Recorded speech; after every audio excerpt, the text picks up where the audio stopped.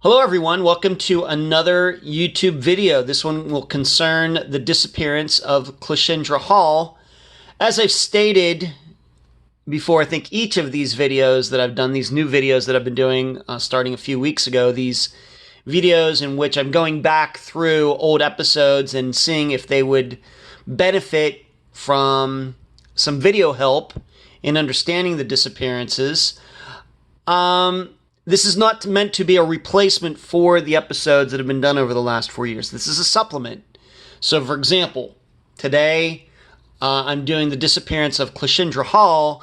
You should use this video in conjunction with the episode that came out in the spring of 2017. Put them together, and I'm hoping by doing this can give everybody a better understanding of these disappearances.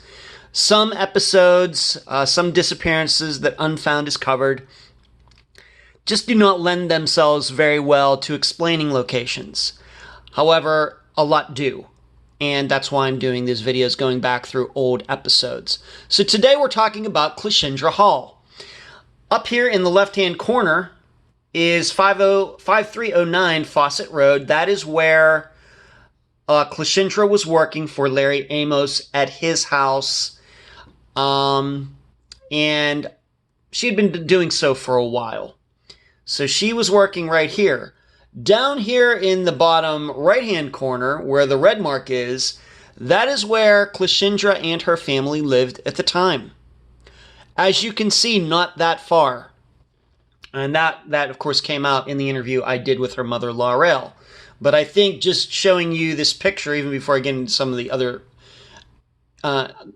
information, now you can see how close it was. In fact, right here in the middle of the screen, you can see that it says if walking, and if you ever see one of these videos and it's instead of a solid blue line, it's these dots, it's blue dots, that means walking. This is what it would look like if it was driving, right?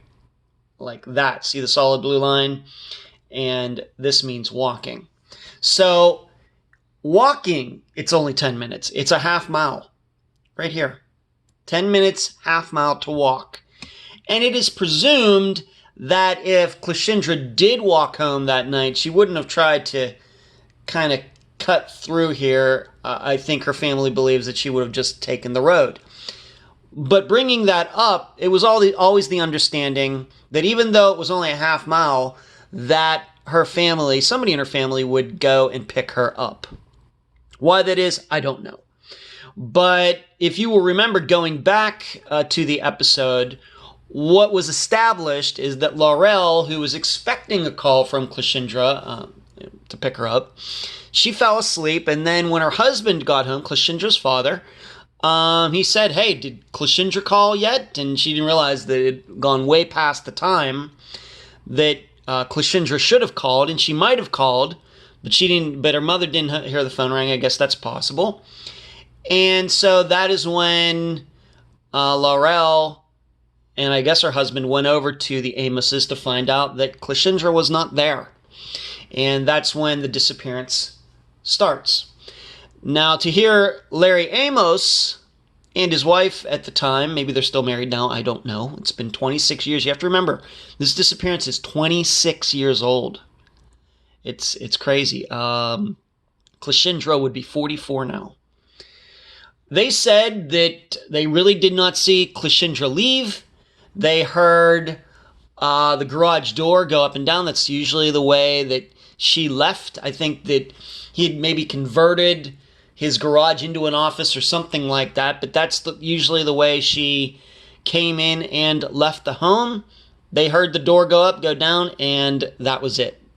And you can go back and listen to that interview from the spring of 2017. You can find it on iTunes, Podomatic, Spotify, a variety of different podcast locations.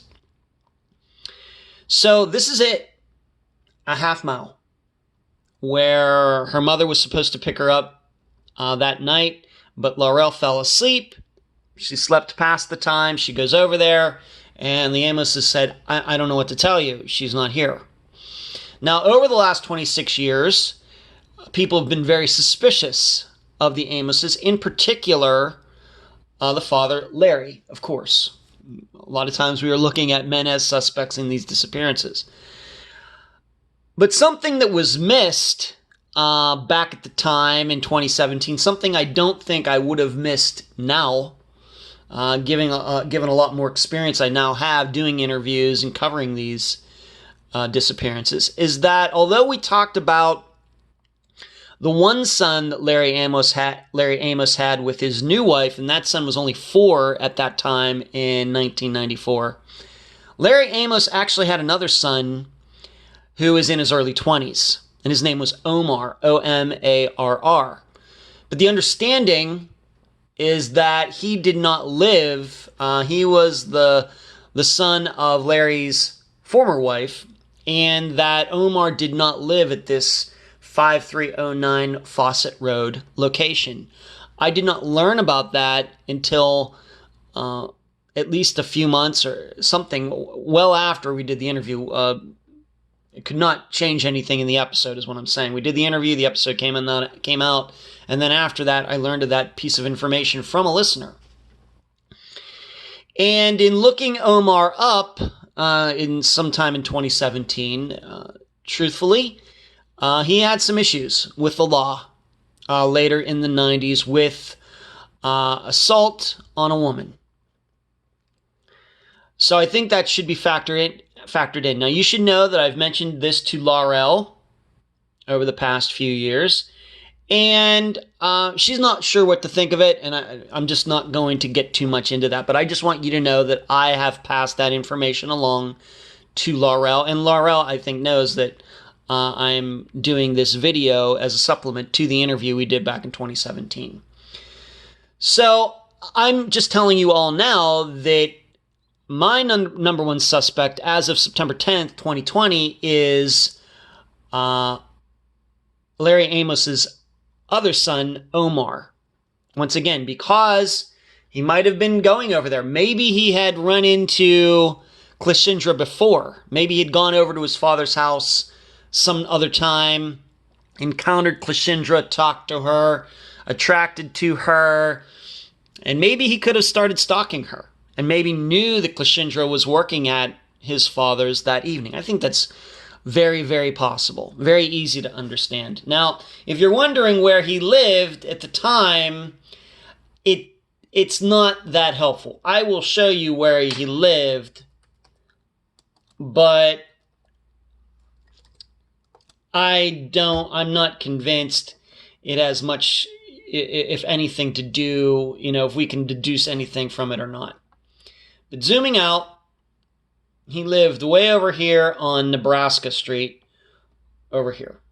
Nowhere near where the disappearance, and we'll just put this in car terms, 5.2 miles, 13 minutes from the location where she disappeared. Does that mean something? I'm not convinced of that. I'm much more concerned about what his age was at the time, just a few years older than Cleashindra. My concern is that Omar has a connection to that house because his father lived there. I'm concerned about Omar because of his criminal record, specifically violence toward women after. So I don't think we can really deduce anything from where he was living. And he continued to live into 2020, which once again is over here on Nebraska Street. So let me just minus that location and get back down to there. Now, just to this area. Now you should understand something though. In preparing to do this video, I chose to look up Omar and see what he is doing these days. And he was murdered back in July of 2020, so not quite 2 months ago. He was still living at that Nebraska Street address in 2020, this year. He was into his 40s, must have been 46, 47 years old, and somebody went into his house and shot him to death. This person, I didn't write the name down, but he was a 35-year-old male, shot Omar in that residence on Nebraska Street and killed him. I don't know about what it had to do with. Was it drugs? Was it revenge? Was it a break-in? I don't know. But Omar Amos, Larry Amos's older son, is now deceased. So any chance of him being interviewed all these years later, of course, are gone. However, what I can't tell you is maybe police did talk to him over these years. Maybe he's been ruled out. I don't know. From what I heard is that at some point, I think Larry kind of disowned Omar. Didn't want to have anything to do with him, maybe because of his criminal history or something else. But that he was not welcome over at his father's place on Fawcett Road. But do we know that to be a fact in 1994? I'm not sure anybody knows that. So that's the disappearance of Cleashindra Hall. I think that you can tell, and I think I wrote in the book, the Unfound book that I wrote about Cleashindra's disappearance, that my belief is that Omar Amos had something to do with this. I think that there's good reason to believe that he had encountered Cleashindra before, and it may even be, and of course we can never rule anything out, maybe they were having something going on that her parents didn't know about. Teenagers do that, no matter how good they otherwise may be. These things happen.